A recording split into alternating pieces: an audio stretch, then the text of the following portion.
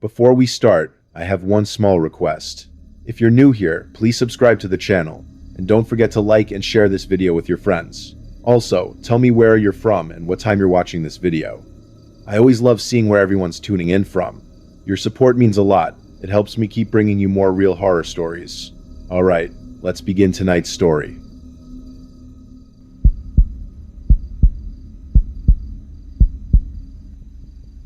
I work as a long-haul truck driver for a freight company that handles all of my scheduling. My routes are assigned by them and various client businesses. My job is simply to pick up and deliver whatever loads they plan. The work can be tiring at times, especially when I'm assigned a string of short-distance deliveries back-to-back. But this particular run was different. It was a long haul across the country, and I was looking forward to an easy few days on the road. My route ran from the western coast to the eastern side of the country, and by the second full day of driving, I had settled into the rhythm of the trip. My schedule that day was to drive from noon until midnight. I've never been picky about where I stop to rest usually. I just pull over at whichever truck stop or rest area I find closest when I'm ready to quit for the night, so I didn't bother to plan my exact stop ahead of time. Around 9 p.m., I decided to take my final break for the evening. I pulled into a small gas station, filled up the tank, and bought an energy drink I hadn't tried before. After that, I climbed back into my rig and got back onto the highway. I only had about 3 hours left to drive, and the road was almost empty, which made it easier to stay relaxed. I tuned the radio to a country music station and let my thoughts wander as the miles passed by. Sometime around 11 p.m., a burst of harsh static jolted me out of my daze. It came from my CB radio, the same channel most truckers use for communication on the road. Usually that frequency is quiet at night, and I couldn't even remember the last time I'd heard anyone use it after dark. I glanced at my mirrors, but there were no other trucks anywhere behind or ahead of me. The static returned again, and for just a split second, I caught what sounded like a voice. It was so brief that I couldn't tell whether the person said hello or help. The difference between those two words felt important, so I grabbed the radio and asked if anyone out there needed assistance. For several seconds, I just listened to the faint hum of the radio, no response. The silence started to make me uneasy. Then my headlights lit up something in the road ahead. I slowed down right away and pulled over to the shoulder when I realized it wasn't moving.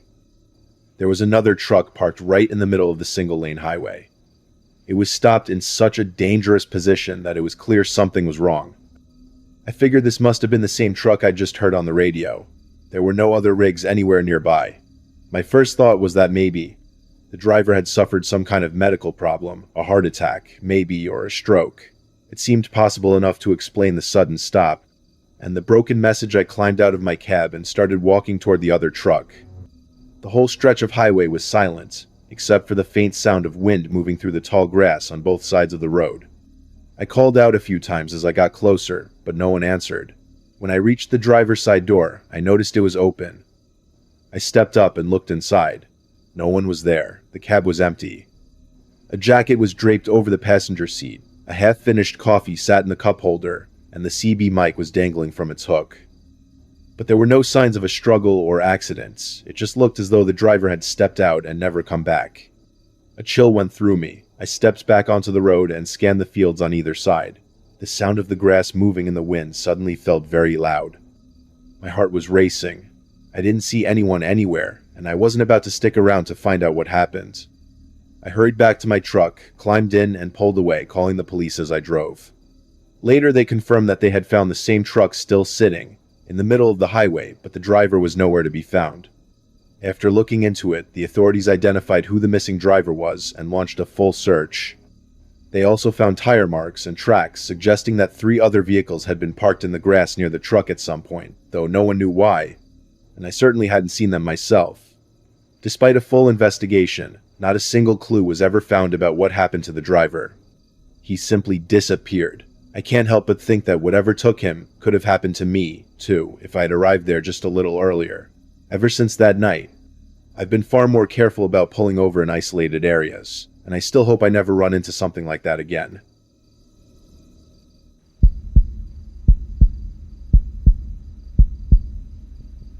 I was on a run for an overnight delivery, traveling along mostly empty highways. At that hour, The only other vehicles I saw belonged to other delivery drivers. Everything was going smoothly, and the first few hours passed without anything worth noting. Sometime around 2 a.m., I pulled into a truck stop to refuel and use the restroom. The next leg of my route would take me through a long, thickly wooded area with almost no rest stops or service stations, so I wanted to be prepared. Roughly an hour after that stop, something unusual caught my attention up ahead. I only had a few seconds to take it in before I passed by, but there was a person standing on the shoulder of the road.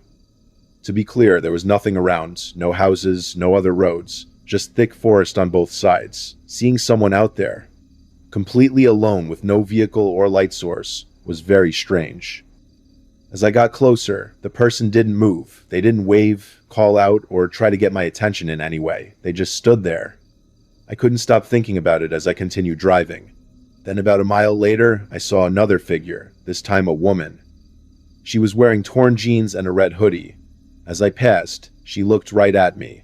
Her expression was blank, not friendly, not angry, just empty, and it sent a chill down my spine. I checked my side mirror after passing her, and I could see her head turning to follow the truck as I drove away, until the darkness swallowed her up. When I turned my eyes back to the road, my heart nearly stopped. I slammed the brakes, feeling the full weight of the truck, lurch forward as I came to an abrupt stop in the middle of the road. There was someone lying across the lane. The body was stretched out flat on the road, completely still.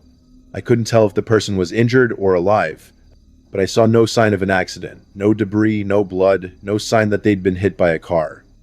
Part of me wanted to get out and check on them, but another part of me, the stronger part, told me this wasn't right.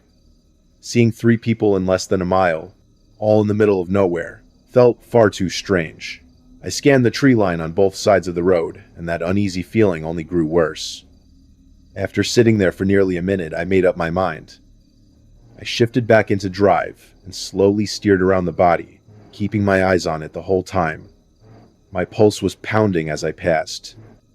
When I was finally clear, I looked in my mirror for one last glance and froze. The body wasn't on the ground anymore. The person was standing U-Pi right, watching me drive away. I didn't take my eyes off the road for the rest of the trip. I didn't see anyone else, but I couldn't shake the thought that it might have been a setup, maybe a trick to get me to stop. Whoever they were, they clearly weren't hurt. And given that I'd already seen 2 others before, there was no way to know how many more might have been hiding in those woods, waiting for me to step out of my truck. Even now, thinking back to that night still makes me uneasy.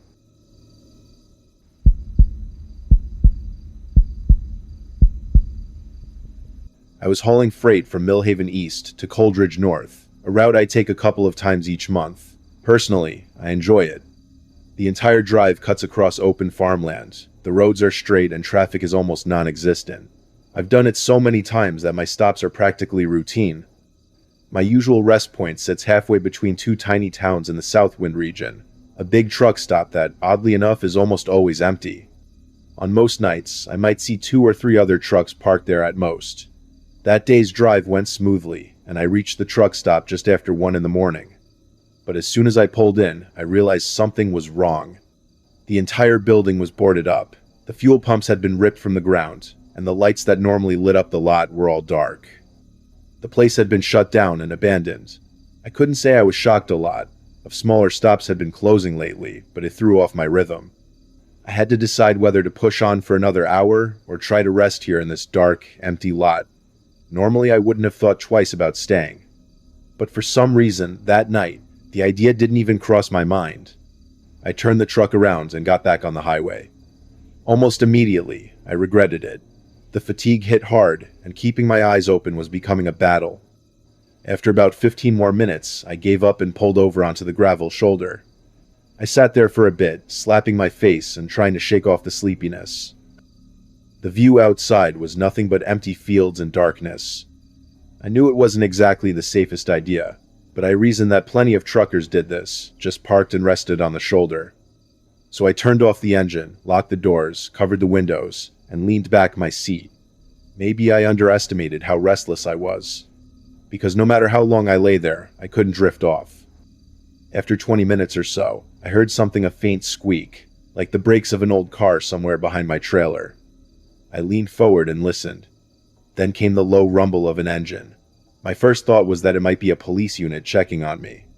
I lifted one of the window shades and glanced in the side mirror.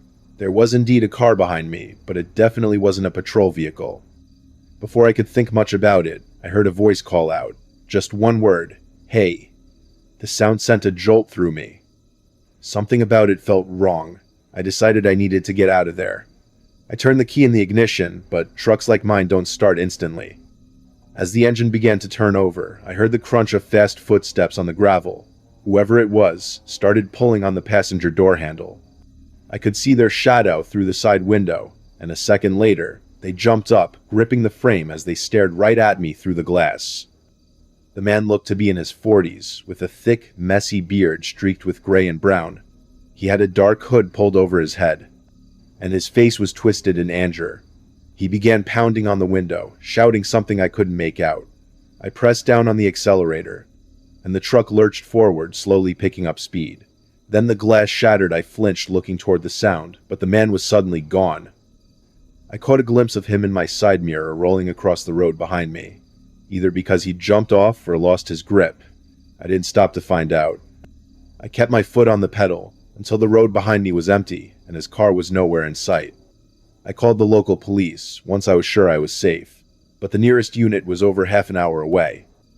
By the time they reached the spot about 35 minutes later, all they found were pieces of broken glass scattered across the shoulder.